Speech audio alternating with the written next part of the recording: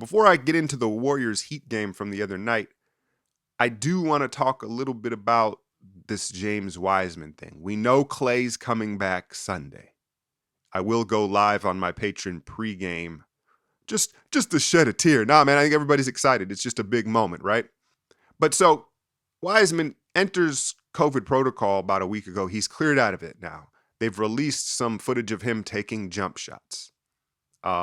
It looks pretty good. I like that he doesn't have the happy feet. If you watched Wiseman leading into the draft and with his little trainer from Game of Thrones, Tyrion, I believe his name is,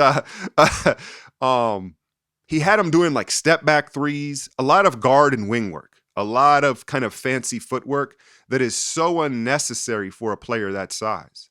When you're a 7-footer, part of the advantages are if you just stay fundamental, you can do what you want because you're a 7-footer, and especially with that athleticism. And so I liked that he was just shooting basic catch and shoot shots because I thought his rookie year he got happy feet. He tried to do a little too much on the catch with the shot particularly. But what I'm getting at it here is, what is the deal with him being cleared for contact? It feels like we're being told he's being cleared for contact next week for like the last month, right? And it just seems super arbitrary. How are they gauging when he's clear for contact? I know the meniscus is a dynamic injury, but are they charting his bowel movements? Are they like, James, are you feeling light on your feet today? Oh, let's clear you for contact. You've had 4 poops this week? Now, you know me, I always take it to the potty mouth shit, but I just don't understand that. It feels, again, very arbitrary. And when they decide that, how are they gauging this? But again, they're saying he's a week away from contract drills. He was traveling with the team. I think he's traveled to Dallas today. So, yeah, as excited as I am for Clay, I'm just as curious for Wiseman.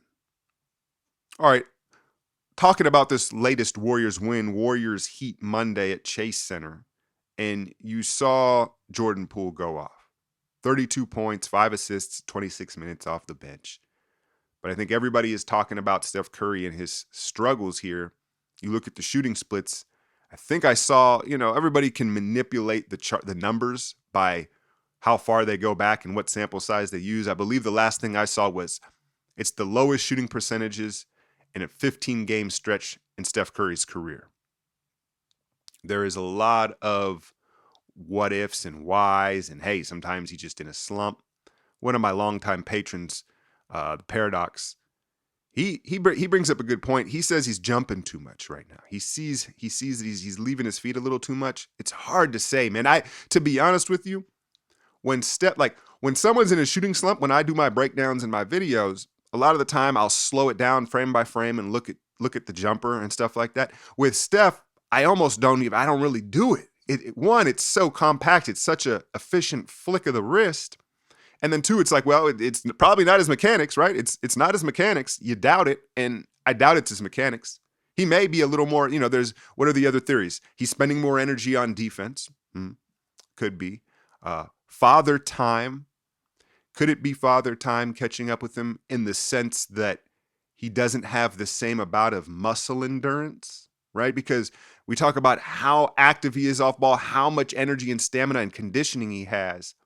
Could it be that? I don't think so. Not yet. Not at this age. Maybe at LeBron's age, another 3 or 4 years for him, maybe.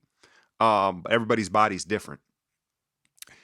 I've heard the theory, is it the separation of his parents and the divorce of his parents, and you saw, them apart at the big record-breaking night and stuff like that. It's very hard to say, man, but the reality of it is Steph is in a slump and the Warriors are still winning. Jordan Poole probably hasn't been as consistent maybe as everybody had hoped for. There was so much hype going into the season, but the saying is timing is everything, right? And if you noticed, Poole, along with Andrew Wiggins, who we'll get to here in a second, has his timing when he's had big performances has been very nice. He seems to sense the moment. And he sensed Monday night, all right, Steph is off. Let me go get going against my boy from Milwaukee and Tyler Hero. There was a little Milwaukee thing going on, and Jordan Poole got the better of Tyler Hero, 3-ball was cooking it. And the scary thing is, He's learning to become efficient within the system.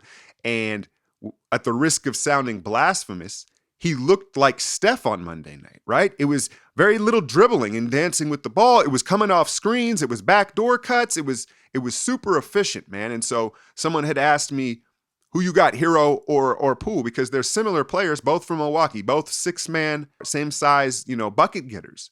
And I think Hero is allowed to cook more within the Miami system. I think Miami allows him, hey, ISO, go get yours more, which is fine. And so I'll say Hero is probably the better pure shooter, right? But I think what we're seeing is Jordan Poole is becoming more dynamic of a player. Defensively, I think he's got an edge at this point. And then again, learning to play within the system. We know he can get a bucket. You saw at the end the signature Hezi in and out. Yeah.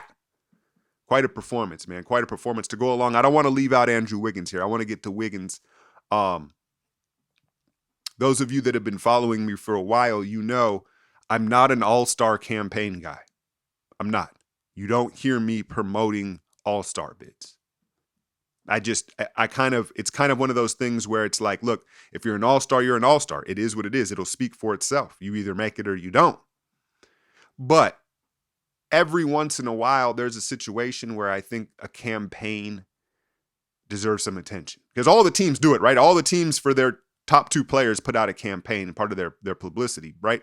But the story of Andrew Wiggins is special, right? The number 1 pick, Air Canada. LeBron doesn't want him. He goes to Minnesota. He had at one point really been written off as probably the biggest bust, number 1 pick. Anthony, what was the kid from Vegas, UNLV? Anthony Bennett? He was. But outside of him, people, Wiggins had the bust label. Oh, the worst contract, this, that. He has flipped the narrative. He's on the best team in the league. Arguably one of the better two-way wings in the league. Look at the percentages. Look at the splits. But you have to watch the games, right? Because just like I was talking about with Jordan Poole, it's when he's contributing. He only is averaging 18, 19 points a game, right? You may look at the box score and say, okay, Wiggins 5 rebounds, 17 points. But if you watch the game in its entirety, he had 7 of those points in the fourth quarter, and one of them was a 3 to completely swing momentum. He's been very clutch in fourth quarters outside of the other night in Denver. And so Dub Nation, let's make it happen. Let's make it happen because, again, of the career arc of Andrew Wiggins, this is quite the turnaround and quite the story. He's truly deserving, and then the storyline makes it even better, right? That Wiggins has flipped the narrative, turned his career around, he's on a winning team, and he's fulfilled his destiny of becoming an all-star. So Dub Nation, we got to click in those votes and get Big Vax A. Wiggs into this year's all-star game. The Heat put up a fight. You saw Jimmy Butler go down on the ankle, very awkward ankle turn, man. I hope that he's all right. I haven't looked at the diagnosis. I'm assuming probably about a month, man. Probably about a month. My guy said he saw him walking just fine the next day in San Francisco. The thing is, even when you roll the ankle bad, you can walk all right, usually.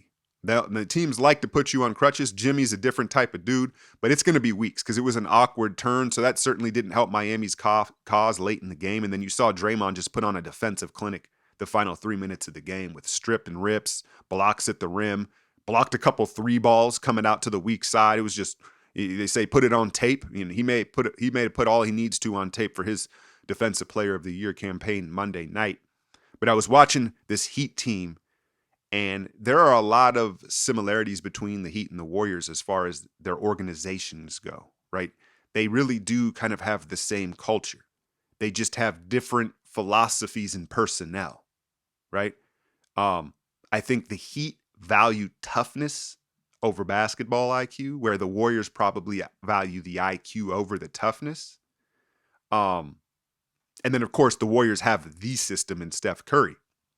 But I think there are a lot of universal beliefs and operations between both these teams where you see these dudes, they also, it seems, to get the best out of these role players and journeymen.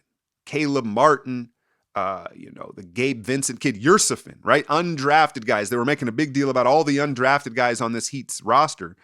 They keep undrafted dudes. They've found diamonds in the rough for a long time. That's something that they do. And it also seems like when a role player or journeyman show up, to either Miami or Golden State, all of a sudden you look at Otto Porter, right? At GP2, they, for whatever reason, are able to maximize the talent of these guys. So the Heat hung on, valiant effort, but another one bites the dust at the Chase Center.